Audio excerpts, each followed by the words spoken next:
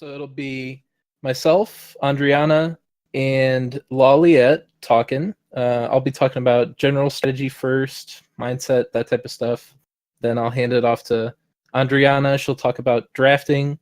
And then Lawliet will talk about when to think about sidestepping the dry pass meta and actually playing into the blue coin. So that said, we'll just dive right in. So first thing to think about in the arena is mindset. This is important in Gwent in general, but arena can feel so random that sometimes you'll feel like there was nothing I could do there, or that nothing I did really mattered. But that's actually the opposite.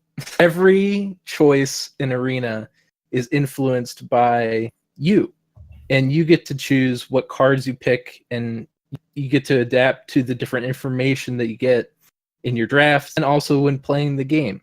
Just thinking about what choices you made, what you could have done better, what you could have played around. If you lost to a specific card, should you have done something differently? Should you have saved an answer for just even a turn later? All these little things can often add up to a huge edge in the end. And just after every game, you should really aim to improve. Think about what went right, what went wrong. Just try to learn from what happened. So with that mindset in mind, we should also think about what our opponents are doing. What is the meta? The meta right now is to dry pass generally on blue coin. We're just shooting for a single long round generally. We don't have too much information about our opponent's decks. We can't really know what the situation is. If we could get out, it's advised to dry pass, but as Lawliet will talk about later, that's not always the case. Sometimes you're given a draft that we just have to adapt. We have to take what we're given, right? So he'll get to that later, but it's just other parts of the meta. We should also think about specific cards to play around that are powerful on their own, but just by simple positioning, timing, can minimize their effectiveness. So, like Malayan, for example, does damage to the outside units of a row, or Pit Trap for that matter. The best way to counter that is just having small units or armored units on the outside, right? So even though he picked a good card in his draft, he still minimize how effective it is. Same thing goes for things like Arrakis Venom, not putting too many units together that would be vulnerable to that. And also single powerful effects like a Scorch from Shiru or Treason, having powerful things next to each other. Coral, resets, all of these things we should be just thinking about in the back of our mind, that by some positioning we can actually avoid the most powerful effects our opponents drafted, and or at least minimize them, right? So and when one of those conditional cards get full value against you, just question or decision making. Could you have maybe done something a little bit differently, played in a different row, put something on a different side of the row even? Just all these little things that just constantly question yourself. Never assume you did everything perfectly. See if there was something you improve on. It's just the best way to constantly get better. And with that said, part of this is understanding that options have value. So the most valuable cards you draft are often the ones with powerful options. And these are cards like Shoop or Royal Decree, Heim, and even things like Han Marvin's Dream, Aglace. These are all cards that are powerful and have options.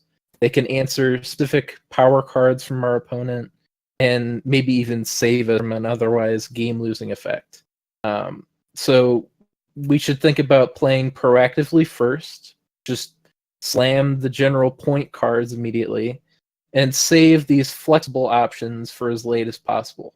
get as much information as you can, and only after just cash in on those very effective answers. That's very important for getting the most value out of these effects. And with that said, also play to win. Sometimes we don't have the option of being safe. We don't have the option of just grinding out simple points from our cards and hoping that's enough. Sometimes we'll realize that we're just way too behind, and we need to aggressively chase risk. We need to think about, I am not going to win this game unless I hit a 1 in 10 chance on this something or other. Or I need to roll this Heim into some answer I saw from his deck. You need to about your outs sometimes, and then just play to them and say, you know what, if I lose, it's fine, but if this is the only path to victory, sell out for it. Just go all in. It doesn't matter if we lose by 100 or 1. We just want to win. So those are probably some of the most general mindset and strategy points I had. Does anybody have any questions or things they'd like to highlight? Chat companion. Okay, sure. Recommend newbies to try Arena. Yeah, so I wouldn't say Arena should be the very first thing you do. You really want to learn the game, learn the cards, because the skill of Arena is really playing around the most powerful effects simultaneously, understanding what your opponent can do, and what your options are. I would not recommend the very early player to just get to the Arena. That's a good way to get frustrated, to waste a lot of your ore. I would recommend just learning the game naturally, maybe even watching streams, that type of stuff, and then diving into the Arena. You don't have to wait too long, but just to have this base of knowledge, I'd say. How about you, Andrianna or Lawliet? I would say before you start getting into the Arena, do yourself a favor and try to learn all the cards. Just take some time, look at each card, read carefully, like so that you don't get off guard by the Death Wish of Fake Siri, for example. Right. Yeah. Keep in mind that tutor cards, there are a lot of tutor cards in the game, like the gold, like Vesemir. So when you read about that card, just hit the search button, look for all the alchemy cards. Just try to know what your options are. You can't play around and you can't do combos if you don't know which card has which tag. So that would be my first tip. And the leaders, of course. So many times in the early drafts, some people would pick Foltest and play him in round 3, for example. That would be my tip. Just learn the cards. Good idea. I think that Arena is a really good transitional tool for anyone who's already learned the game.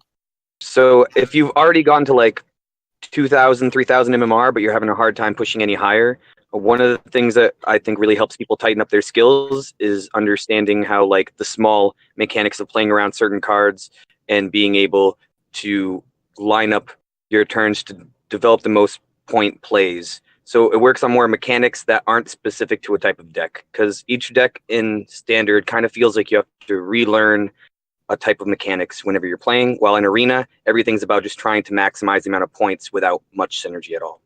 Yeah, that's very true. It's a great way to refine the organization of your plays and thinking about when to sequence certain things. So like, given the state of your hand and what you know your opponent is likely to play, when I do certain things. Just constantly asking that question, and you'll find that translating to rank. You said, like if you are playing I don't know, Hensel versus Alchemy, just asking those same questions are directly translated to the ranked ladder. Just knowing, where does my opponent succeed? What should I be playing around? What types of effects? And how can I maximize the value of my cards? These are all very translatable skills. Anybody else have a question? If not, we can just move right along into Into Andrianna the talking drafting. about drafting. Yep. No question, so I shall Go for begin. First of all, in Arena, even if you have a killer deck like 10 golds, 12 golds, and you're certain you're going to win like nine wins, it doesn't guarantee. Sometimes you'll just be up against someone that has 16 golds or only 3 bronzes in the deck, like we did with Spenny once. We had the most amazing opponent. Our deck was pretty solid. We had some really nice combos, and yet he managed to draft Letho and Regis and Shoop and draw them all in the same round. You just can't win against Oh it. my god. Yep. We got blown out. And there are drafts where you get 4 golds and 14 bronzes, and you end up having like 7 or even 9 wins. Like I did it once with 9 wins, did it 7 when I was acting like Roach. Don't break the contract unless you absolutely don't feel like playing that deck. Mhm. You might get pleasantly surprised. So let's go into choices. Unless someone has a question. I have a question about what you talk about drafting, that you are never gonna have like all the cards that you want to. So like for example, while we were talking about our arena, I am playing arena. I have already lost. For example, I am now playing choosing a new deck, and I have, for example, an Avalanche Sage, a Yennefer, a Geralt Igni, and an Awara. So if this was like a normal deck, like a deck I will use on Ranked, I will probably get Geralt because it will give me more strength, or maybe Awara for the presumable scores. So like in Arena, should we consider it like a normal deck? And for example, I will go for Geralt for more points, or should I think in another way? You should just take a look at what your past picks were. If you have a lot of ways to set up that Igni, like movement or targeted damage, you should take the Igni. If you have something that is more like low units, you should then take Aguara, because she is often Becker's Twisted Mirror that works better if you have a bunch of ones on your side.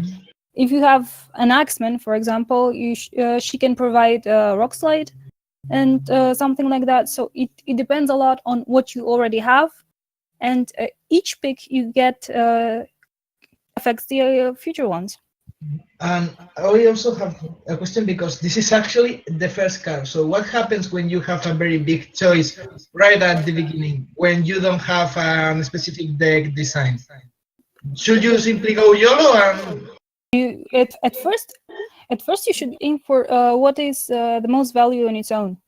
Okay. Because you don't know what you're going to get. If you get something really risky but very powerful, like Imler's Sabbath and Kira Metz in the first pick, you should take Kira Metz because she's reliable.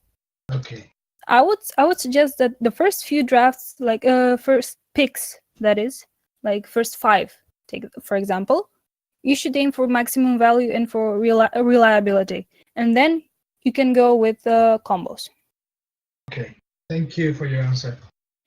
So the I have most a value. Okay. question. I was just wondering, how do you play around muzzle? There's a lot of muzzle going on. Yeah, you often can't. You can play around muzzle. Either they have it or either they don't. The best way to play around muzzle is to not have engines, but that is Right. in general the rule in Arena. Engines, except for Archespore, are very vulnerable. I would not recommend them. Okay, no engines. Got it. Engine bronzes, just pick Archespore whenever you can, because that one is 11, even if it dies, minimum. See, there's so much removal in Arena that the ancient cards don't have enough turns to gain their value, like something that's a flat 11 or a flat 12, like half elf hunter. Engines are not good. The gold engines are another story. You can get a lot of value from something like Young Conjurer. Trisbot is a bit worse in Arena than in Constructed, because your opponent has a lot of removal, can remove your things. Yankon can be boosted by so many things to get her rolling. Phantom has a question. Personal draft strategies. I prioritize the ones that have options, like silver mages. Silver mages are my favorite silvers ever. You should get silver mages every time. You should get from the bronzes the ones that are flat 12 or provide some removal. So best bronzes in Arena are things like Beastmaster, things like Panther, things that are 11 or 12 without much setup. You should not take things that need some work. Like Fiend is a good card. If you get like Ghoul or Monster's Nest, that's perfect. Night Elect Rebel is a 9 when you drop it, if you have 2 targets between it. But the armor can be taken off by literally anything. So it's average, I think. Can also be reapplied. Depends on what you have already picked. If you do get something that applies armor, like Thunderbolt Potion, then do take it. The only thing I can think of would be Kira Metz, really, that you'd want in your deck. Maybe Triss Telekinesis. If you do, Triss is an excellent card in Arena. Like every constructed deck runs her, so she's good here too. What you should not pick in Arena. First of all, Resurrects. Everything except Shani and Caretaker are not good picks in Arena. First of all, because it is the dry pass meta that goes into long rounds. The second is most Resurrects are conditional. So unless you have about 2 or 3 targets already drafted, you should not pick things like Sigadrifa or Priestess of Rhea. Unless you have about 3 of them, you have to take into account your thinning. How are you going to reliably pull those cards that you aim to resurrect? What else is super good in Arena? There are some really conditional cards that don't almost ever see play in Constructed, like Pavetta and Milva. But MVP. Spenny. Milva for MVP. Yeah, we had a Milva go for like 23 points in an arena run. She's very nice as a first play when your opponent drops something. Like often, Yes. they'll try to cash in on a ghoul from a monster's nest early, so that you don't have a chance to interact with it, and you can just Suddenly punish that Milva. immediately. Yeah. So let's talk about how to Milva and how to Pavetta, because those are similar cards. Yes. I always pick them Teach us. because I like my memes and I like Sabrina, the burning one, of course. So, a sweet combo. You play a gold card or you play an ambush like Sapper. Yeah, Sabrina Beautiful. Kalak. Sabrina and Assassin is a dream in a long round 3. Anyways, you play something face down or you play gold. And whatever your opponent plays next, you can just remove it. You can get amazing value. Milva is, of course, a bit better because even like near the end of the round, your opponent will likely have a ghoul or what was his name? Giant Toad. And it would be such a shame if it would suddenly disappeared from the board. Such a shame. And of course, by Mulligan feature, the opponent will redraw that card. Mhm. The Mulligan feature pretty much sucks. Can't wait till What it's else? fixed. What Weather is about- bad. Sorry. Yeah, Who was sorry? ask. How people say that whenever you get a Brighthead officer in Arena, you should take it. Is it true that Brighthead officer can really help you in Arena due to the? It can do a lot of good things. Like if you have a brick tutor in hand, it can get rid of it. If you have something that's not going to help you particularly in your hand, like Panther with only full rows, you should mulligan it. And in value, it can be similar to a Giant Toad if you use it on something like Fiend or Nilfgaardian Knight. It can be up to like 16, 17 drop max. So I think it's a good card. Yeah. It says your hand. Perfect.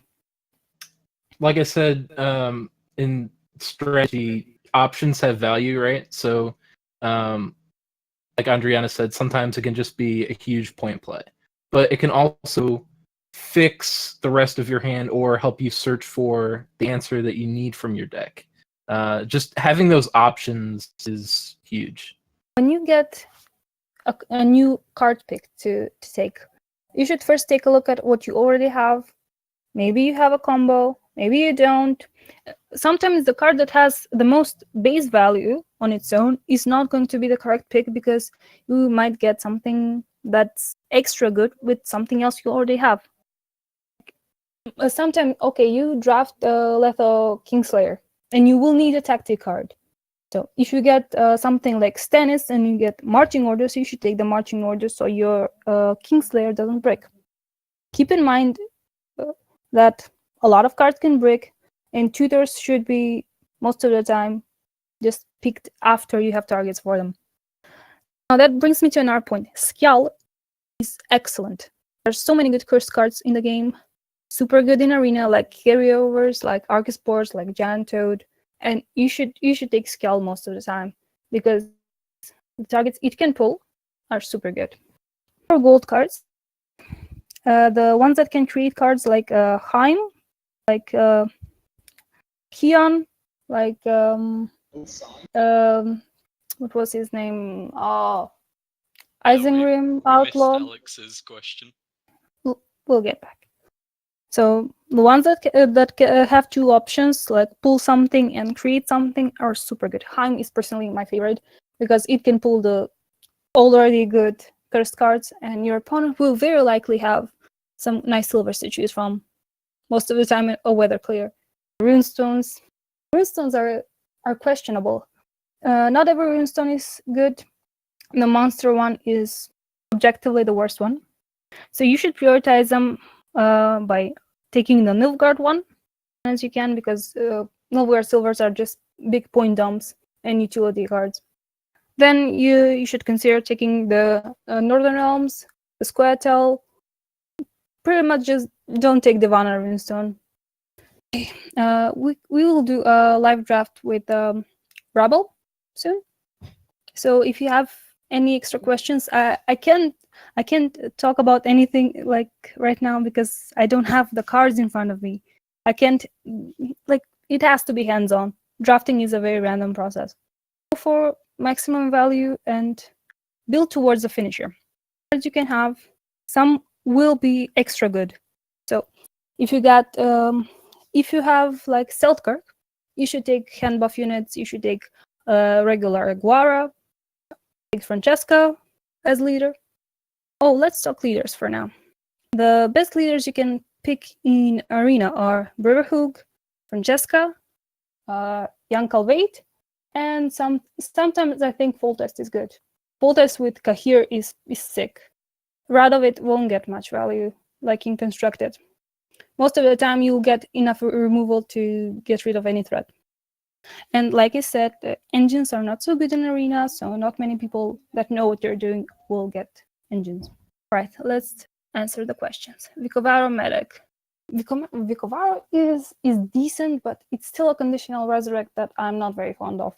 Yeah, it's better when you don't have cards that are pulling other things from your deck, like Stennis, DJ, cards like that have right. And there's so many cards that you want to be drafting that have super high priority that reduce the value of cards like that. Same story with War Dancer, right? A powerful card when it goes off correctly, not pulled from your deck, but from your hand. Like all those things have to line up in just the right order for it to be effective. And when it's great, but it's more like something you would pick in the last few card draft where you don't have things that could brick it, where it might be useful, and the other cards are like trash. So it's like a very small set of circumstances where you would pick like this, and they could be very good. I mean, you might pull a Bearmaster from your opponent's graveyard. You might pull a single row Weather Clear. So sometimes it can have these really high payoffs, but those scenarios are so few and far between that it's generally not recommended over other options. That brings me to another point. Prioritize the cards that can tutor out other things that are unconditional, like reconnaissance, like Ulcer's Double Cross, marching orders, slight, Stennis, Joachim, DJ. You need to think through your deck. Reinforcement is excellent, probably one of the best silvers in the game, arena and for constructive. Thin the deck. Keep in mind, sometimes you can overthin, like if you draft 3 DJs. It can happen. I've had it happen. I literally milled myself once. But that was like day 2 of arena. That's the dream. Weather. Weather is generally not good. Most people will be packing clears, and you need to have either none of it or a lot of it. And it will need a lot of turns to tick. So generally, if you get offered White Frost, you won't get much value because most people are playing around it anyway by stacking the Siege and the Melee row. Pit Trap will be much better. From weather cards, just remind you that Nekurat is a silver mage. Can be better. Sleeper so good. Sleeper OP. It can clear weather by covering it. It can add weather, and it can be a minute lacerate. Nekurat is top tier, same as the silver mages that we already know. Okay, back to the questions. Vremde is mostly 14, if you're lucky. Pull for Vremde for a soldier is Guardian Knight, I think. Or does he have an officer tag? Yeah, it's the knight. You can get up to 16. So up to 16. So pretty much average. But if you don't get the officer, if you get something like 3 strength or something that doesn't help you. 13, 14. Exactly. Pretty average. I would take him over something more reliable. Unless you need to set up multiple bodies, like if you have Priscilla. What about choosing between cards with good removal versus cards with flat value? Like, tell me an example. Maybe a fiend versus a that could take out something like 5 points. I mean, I'm not sure if the point swing is worth it, but if you have something that's equal points, you should take the removal one. It gives you more options. Okay. The Hunter in itself is a great card because you can take out things on your side too. But that has a catch. If you play him when your opponent doesn't have anything, you will have to hit something on your side. Yeah. Keep in mind, the Scalag units do most of the time tend to self-wound. What about Scorch versus the Fiend? Scorch. You mean picking Scorch? Yeah, because could be a pretty good removal option, at least in constructed. Most of the time, you take into account the rest of your deck, and you aim to take your bronzes and silvers in base value to be like similar. If most of them are high, like 10s, 11s, like if you take Asira, if you take Fiend, you should not pick a Scorch. If your units are mostly like on the lower side, like below 7, then you should take Scorch. Okay. So it just kind of depends on what's going on with the rest of your deck then. Exactly. You should think of mini combos. Okay. And yes, Krach is a good leader. You can what you're going to pull with it, and it's a great tempo partner. Krach is definitely decent. Careful with Kahir. Kahir is a resurrect, but it is a very specific kind of resurrect. I would not take Kahir with leaders that are not as good, like which leader is average. Some leaders that won't provide you much value, like Usurper is good on its own, but you don't know what you're going to get. So Kahir would not be a good pick. If you have a way to kill your own units, you can pick Kahir, like Vulgaforge, like that Hunter. But when it goes off with double full test or value, yeah, the value. Which leader is also good? Like Ethne. Double Ethne is pretty sick. Double Krach is pretty sick. Mm-hmm. Are we talking about Kahir? Yeah. So do you have any other questions? We will do a live draft later, so you can see for yourself why we're picking something. Why not taking something else? Do you mind if I make a statement? Nope. Full test as a leader in Arena tends to be very good, mostly because people dry pass, and on a dry pass, he represents somewhere between like 16 to 20 carryover, which is more than a card in itself. So That's a great point. Yeah, it's important to think of when you're playing Arena, because a lot of people just tend to dry pass. Gets a nice proactive play, good carryover. Yeah, it's great. Great point. It's not really recommended to dry pass against full test. No, but people do. It It's a happens. mistake. Are there any more drafting questions? With the full test thing, when you say don't dry pass, is that after they play the full test, or just seeing it there? So Floating. it's like, imagine you got into a game where you were on the blue coin, and your opponent has full test as their leader. Yeah. It's often not recommended to just let them have that play for free. Lawliet will talk about when to play in the coin. It's a tough calculation to make. You have to think about the context of your deck too. Maybe it would be better if we just hand it off to him and he could talk about playing into blue coin. Okay. Yeah. Would you like to talk about that, Lawliet? Wait, who? Me? Lawliet. Lawliet. Sorry, I was in the chat. Yeah, absolutely. So one thing I wanted to piggyback off of what she was saying is with the tutors, right? Cards that play other cards that you already have are obviously good for thinning on top of like more points. So like a 3-point gold that plays the silver that's worth 15 is better than just an 18-point gold on one body because it's less vulnerable to removal. So like multiple targets. Most of Arena is about making mini packages, but not too many of them. So a lot of people don't think of like Roach as a mini package, but he is. You play gold, you get an additional 4 points. So that's a mini package.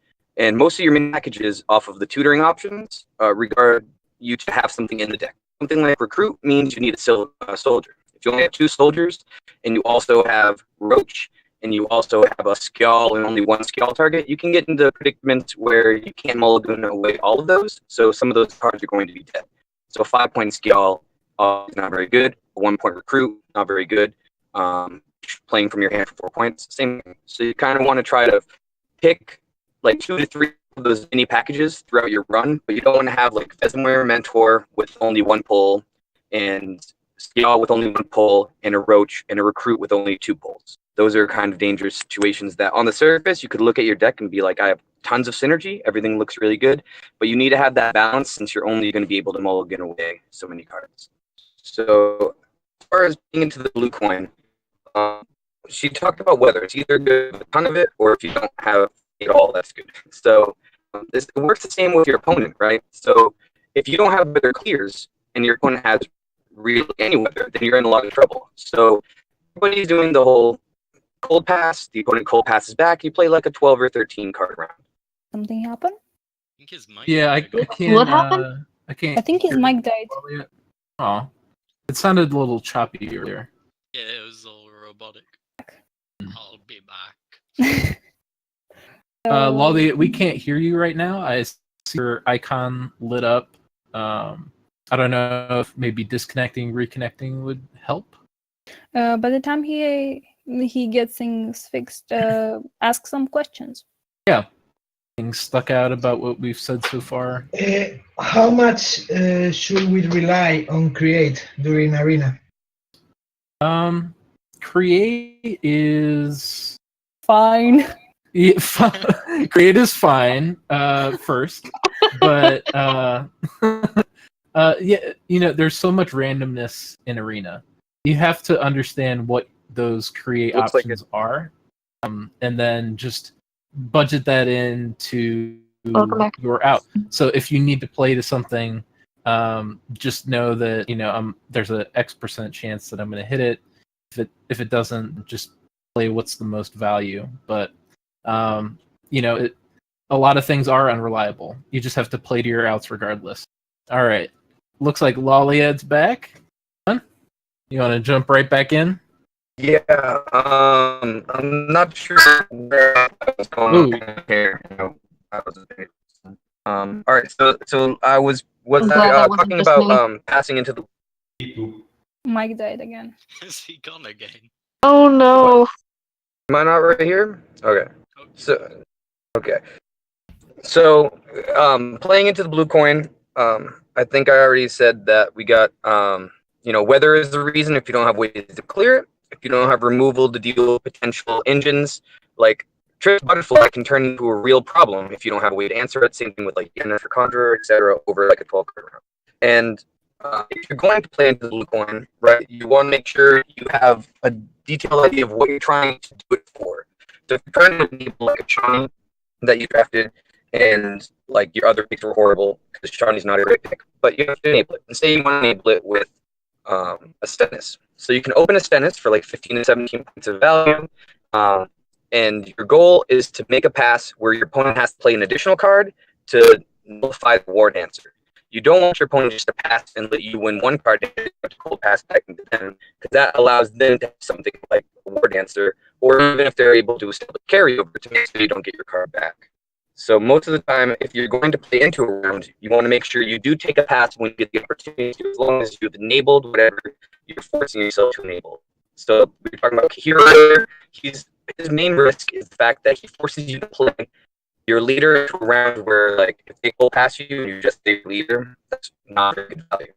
But if you play into the blue coin and you get, like, your croc and you get 18 to 20 points out of them, and then you're able to also enable your shiny target, wherever else it is, then you can take the pass, force them to go one card down. In round two, they have to cold pass to you. And if they don't, then you have the option to stay ahead of them and possibly even go into the third round with one. Man, you became a printer.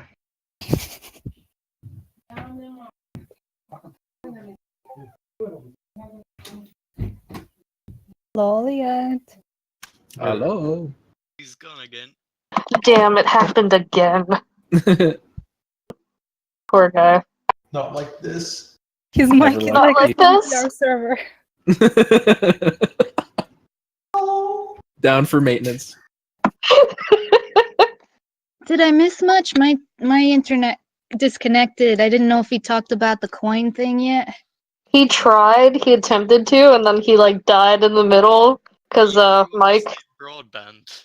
Yeah, it sounded very weird and digital, like robotic problem with the microphone Yeah. thing. I'm glad it wasn't just me then, because I was like, No. maybe can- my laptop is fucking up, and then nope, everybody okay. We can talk about it for a little bit while he gets it figured out. But generally, the idea behind thinking to play to the blue coin is a reaction to what your deck does well and where it struggles. So he mentioned the biggest concern is weather. If you didn't get offered many silver mages, synchro clears, ways to deal with these varying term value effects, you should consider playing into the blue. Because you should think about it as a way to move weather, a way to kill engines if you lack remove. If your deck lacks certain effects, if it struggles with certain cards and strategies, you should consider playing into the coin. It's a way to gate the weaknesses of your deck without actually having to put those answers in. So we don't get to control our draft. We have to choose what's reasonable, right? We can't know what our opponents are going to play.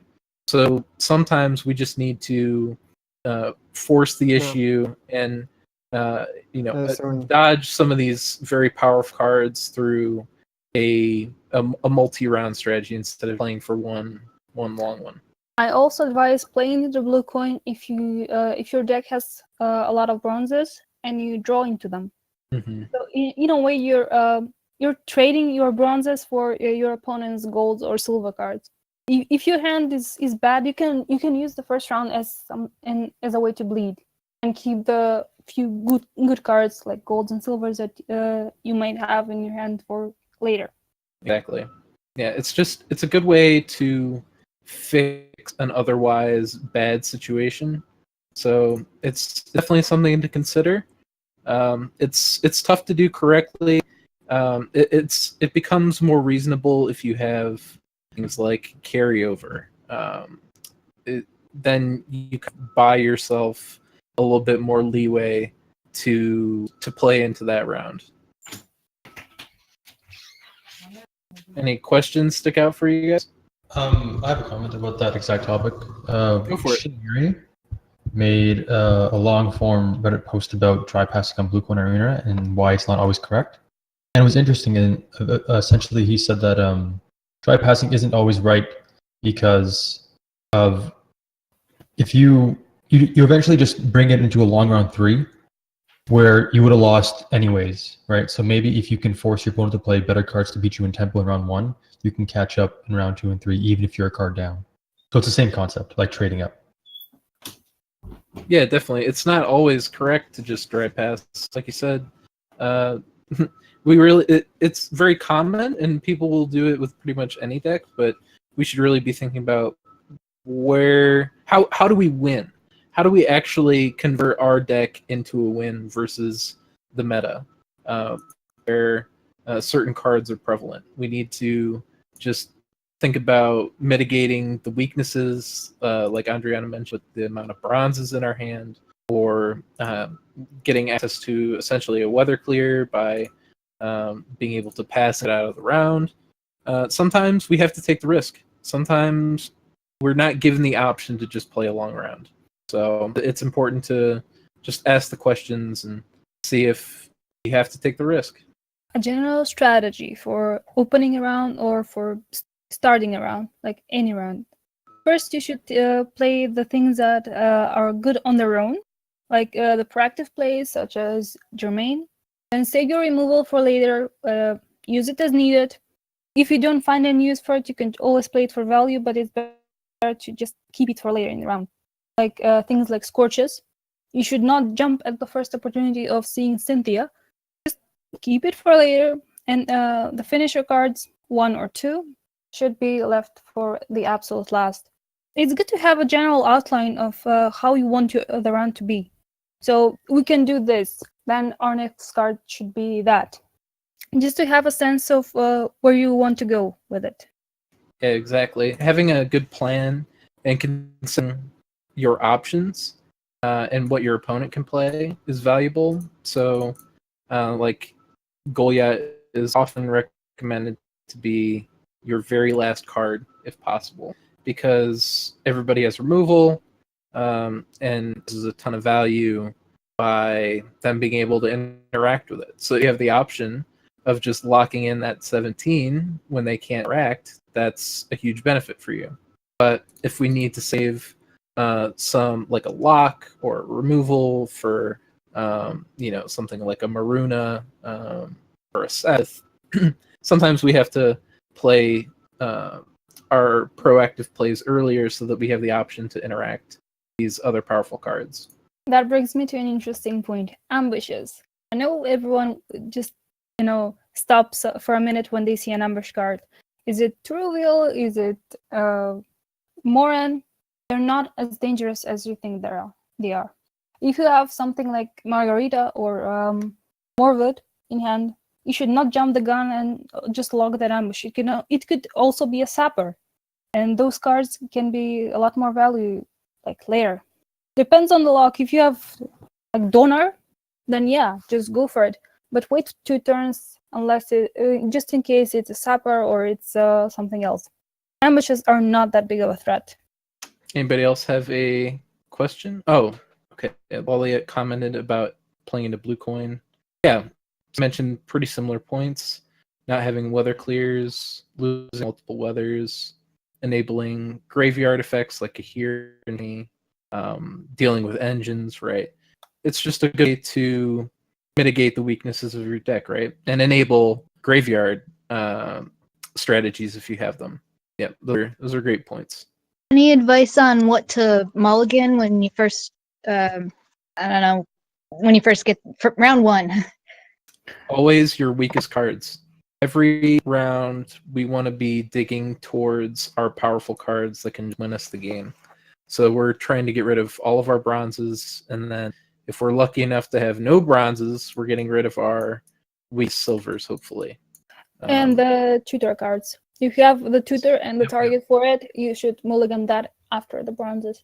Always save a spot for target. Like if you have Lethal Kingslayer in first light, you should dump 2 bronzes and then the first light. Start from the weakest cards, like Spenny said.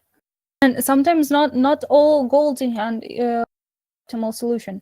Gaunter at ODM, you can just mulligan that card away. Play it in one round when your opponent drive passes, and then if that doesn't happen, just mulligan it. Not worth it. Easy clap. What are good finisher cards for Arena? Shoop, of course, but Shoop can backfire a lot of times. In general, I found that the most reliable option for Shoop is Shoop Hunter, because that one has very often an option to deal 15 damage, which makes it 23, or deal 2 damage 8 times randomly, and that would make it 16 plus 8, 24. Good finisher cards are things like Selkirk, things like Champion of Hov, if you can hand buff them. What else is good? Also, Monster's Nest. Me and Spenny did Darren plus the werewolf Ulfhidden. Ulfhidden, yeah. That was pretty sick. 50 points later. 110 points later, I think it was. Wow. Or 104. There's a screenshot. Easy. Is a finisher? Post the screenshot. Oh, sorry. Do you suppose a finisher is better if it adds a bunch of points or takes away a bunch of their points? It's a good question. I think it comes down to the amount of randomity in the game, or randomness, I should say. Like, you don't know what they have. They could have Mandrake, so you stacking points could be negative. You removing, say, like a 15 is essentially the same amount of points, but safer, because then they can't remove your 15. So I'd say like a Selkirk is probably the best finisher in the game. 22 points, 21 points, 20 points, whatever it is, depending on your leader. Generally, a finisher is something powerful, maybe also reactive. So Selkirk is amazing because of the damage aspect of it. You can answer a powerful engine. You can answer if it's boosted. You could even trade it into the Goliath that your opponent's been saving. Everybody likes to save it towards the end. You've boosted Selkirk up to 11, and you can just trade it up for like a 28-point play. Cards like that are immensely valuable. Shoop is much along the same lines. If you save it towards the end, you know what option you need. Like Andrianna mentioned with going for the Hunter. Most consistent option by far, can just lock in anywhere in 23 and maybe like if you get the option to replay a certain card, you can often do that on like a Champion of Pocket, another dual effect. It gives you a lot of options. Also, Knight is really good too. The dual option there is really good. Sometimes the destroy all 3 and less, even boosting to 25. Really, a finisher has a good amount of options, and it's considerably powerful. What else could be a finisher? A Glace. Glace, yes. Powerful spell, like a ornamental sword or something. A Runestone. Glace almost never breaks, and when she goes off, it's dirty. Oh, She's 30 such points a good sometimes. card. Yeah. Glace is amazing, even in constructed. Like, that card's nuts. Yeah. I know Totally your insane. favorite card. Yeah, my favorite. That's a good card. It is. It's a card that shouldn't exist, but whatever. Drink this. A lot of people Vilga are, Forts is a good too, if you can set it up. a lot of people are picking Goliath in Arena just because it's a flat 17 at once. So there is People forget that you could still scorch with Wilberforce. Like, let's say nobody has like good cards left, and they made the mistake of round 3, and they have like a card that's like 25 or something. Why? buy to that card, especially if they don't have any more. I still wouldn't do it, except maybe at the end of a round, because it gives card advantage to your opponent. So if he has something that can punish you a lot, he's free to use it, or something risky. If he has Succubus, Miruna, he will get to use it without your interference, just because you gave him the card advantage. So the offensive Wilgefortz should go absolute last before your opponent passes. Not before. Yeah. Tibor is along the same lines. Just don't give card advantage when you can avoid it. Cards like Geralt Igni tend to do well in Arena because people don't really play around it. Yeah, and because so many people row stack. Yep. To avoid weather stuff. What are good carryovers and bad carryovers? For example, like I know Olgier is a good option, but maybe Rombit is a bit shitty. I think that my favorite carryover for Arena is the Barbagazi. It has a backup plan. You can get rid of fireball traps or cow carcasses, and 6 points are enough.